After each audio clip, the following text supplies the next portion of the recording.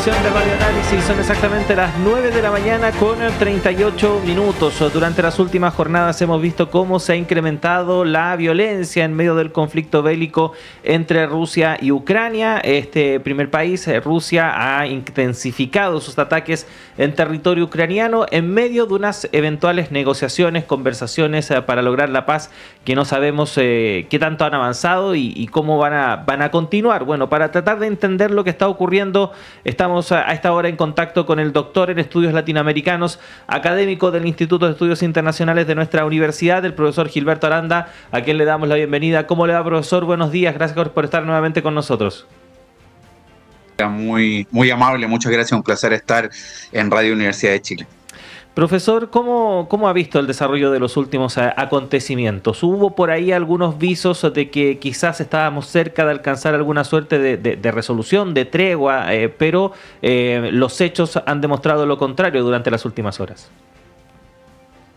Sí, efectivamente, siempre se tienen altas expectativas con lo que ocurre en esa zona, al igual que, por citar también un caso no menos dramático, quizás incluso más en algunos sentidos, como el de Gaza. Siempre hay altas expectativas y cualquier diálogo y conversación está revestido de las esperanzas de una situación distinta, de un cambio de marea. Sin embargo, los diálogos y las conversaciones de estos días eran básicamente por prisioneros de guerra, un número de 1000 que iban a ser intercambiados, todo esto en el marco de Estambul, de la antigua capital otomana, hoy día ciudad turca, que daba espacio para que los negociadores pudieran también llegar a otro tipo de acuerdos. Solamente quedó en las promesas de explorar caminos para esa ansiada y efectiva tregua. Sin embargo, yo creo que hay dos cosas que podemos constatar. Uno, que, bueno, queda claro ya hace mucho rato que después de más de 3 meses de administración Trump, la idea de terminar esta guerra en 24 horas era simplemente propaganda. Era imposible que después de 2 años y medio de guerra, 3 años de guerra, eso se llevara a cabo en forma tan rápida. Y dos, me parece que Putin, Moscú, tiene bastante claridad respecto a que va ganando la guerra y que el tiempo corre a su favor, y por lo tanto no hay muchas intenciones de plantear una tregua ahora que se ve la victoria, no sé si al alcance de la mano, pero no se ve tan lejana como hace un año atrás. Así que yo creo que la voluntad del Kremlin es seguir lo más posible este conflicto armado para obtener mayores beneficios territoriales, por ejemplo. Uh-huh. Profesor, bueno, esta constatación que usted mencionaba de que efectivamente estas propuestas, ¿no?, o estos anuncios hechos por Trump durante su campaña presidencial de que tenía la llave, ¿no?, para resolver este conflicto lo más rápido posible, eran más que nada eso, solo palabrería. Quienes efectivamente han seguido de cerca el conflicto, y ni siquiera tan de cerca, es cosa de tener una pincelada respecto de lo que está pasando, sabía que la situación era muy compleja, sobre todo por la postura de Rusia de no ceder terreno respecto de aquellos que ya han sido conquistados, principalmente la zona del Donbass. Y al parecer esa es la situación que hasta ahora ha entamplado las conversaciones, la pretensión legítima de Ucrania de tratar de recuperar ese territorio, y la de Rusia, que en este caso no al parecer no quiere dar marcha atrás respecto de lo que ya se ha avanzado. ¿Cómo se podría destrabar este conflicto tomando en cuenta el escenario actual, donde se ve a una Rusia quizás más fuerte o más potente militarmente hablando, respecto de lo que está actualmente Ucrania, ya sin esos apoyos tan concretos que venían, por ejemplo, de Estados Unidos, pero con esta situación que sería lamentable en el fondo de que Ucrania capitulara cediendo finalmente estos terrenos? Sí, yo complementar lo que estás diciendo respecto que no solamente estamos hablando de Crimea del 2014 o Donbass en los últimos 3 años, sino que también de algunos otros territorios como el Zaporilla y Jersón. Es decir, hay territorios bien importantes de Ucrania que son hoy día controlados por por Rusia, que además los ha anexado jurídicamente, no reconocido internacionalmente. Rusia tiene además, recordémosles a la gente, objetivos que hablan de la desmilitarización o neutralización de la futura Ucrania, y eso tiene que intenta arrancarles compromisos a Occidente respecto a esto. Pero claramente son estas zonas, Crimea, el Donbass, Zaporilla, Gerson, los que va a intentar retener una vez concluida la guerra, y ahí podríamos decir, ahí está lo que traba, porque Ucrania está abierta a dialogar, pero no quiere escuchar nada acerca de ceder territorio. Yo creo que esto es muy, muy complejo, y ciertamente el tiempo sopla a favor de Rusia, que tengo la impresión de que no va a ceder, sino al menos una buena parte de los territorios que he referido pasen a integrar a la Federación Rusa con reconocimiento internacional. Por lo tanto, creo que es muy complejo, y destrabarlo significa que Kiev y sus aliados van a tener que aceptar al menos una parte de la cesión de esos territorios, reconocer esos territorios, aparte de esos territorios, al menos una buena parte como integrantes de la Federación Rusa.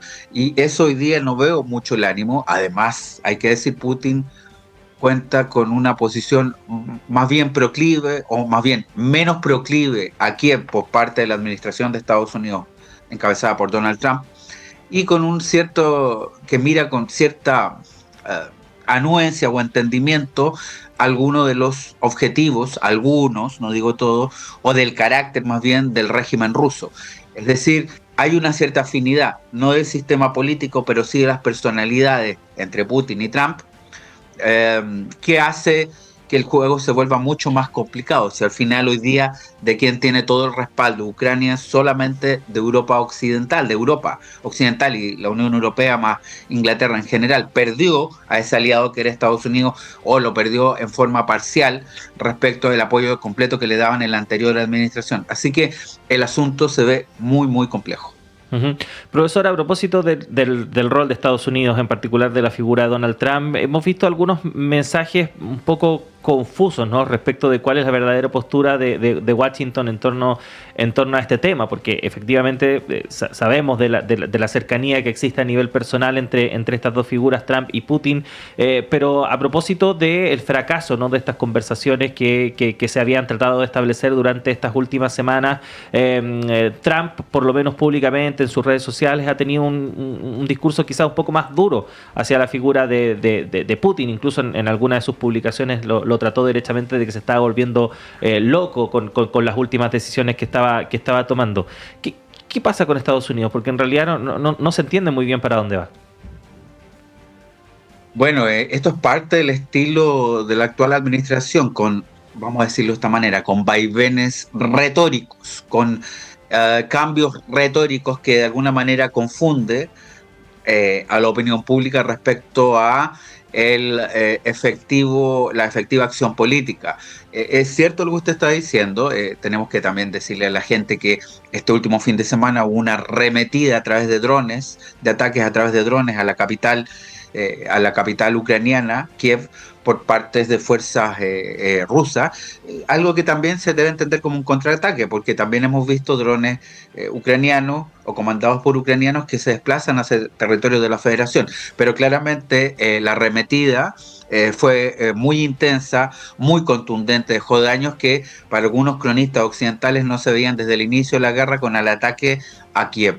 En ese contexto es que Trump dice se le suelta esto de que se estaba volviendo loco, pero claramente más allá de sus dichos, no ha variado mucho la política de sanciones. También ha aludido que eventualmente podrían sumarse sanciones, pero eso no ha variado. Por lo tanto, creo que le dejan todavía cierto margen de acción a Rusia para, sin mayores costos, seguir adelante con su política de guerra en esta parte del mundo.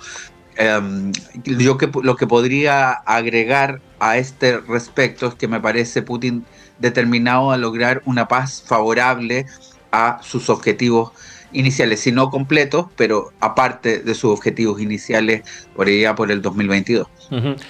Profesor, bueno, independiente de cómo se ha intensificado el conflicto durante el último tiempo, usted me corrige si a lo mejor mi percepción es equivocada, pero de todas formas hay una suerte de idea de que al parecer estamos cerca de alcanzar una resolución, ¿no? Independiente de las condiciones ni de a quién sea favorable finalmente.